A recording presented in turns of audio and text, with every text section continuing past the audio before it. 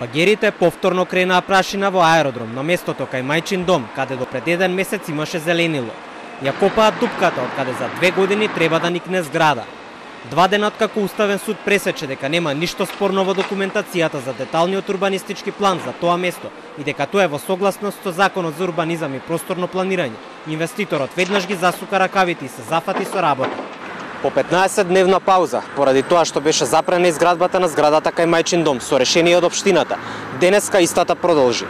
Багери го раскопуваат зеленилото, овдека во аеродром. Инвеститорот Фатмир Етеми постојано ги смирува тензиите кај аеродромци. Им ветува дека освен зграда која ќе го разубави и урбанизира просторот, ќе вложи пари и во садење дрва и изградба на парк. Од општината аеродром пак велат дека направиле се што можеле за целосно да ја спречат изградбата. Повеќе ништо не е во нивна моќ.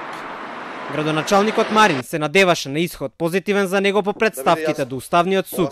Сега, наместо да го реши постоечкиот проблем, размислува како да превенира такви случаи во иднина.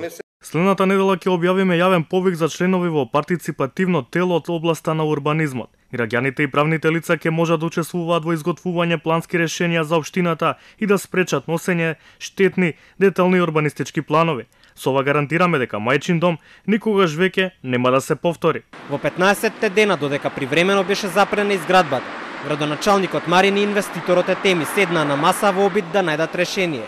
Преговараа за оштета, како и за заменска парцела, но неуспешно.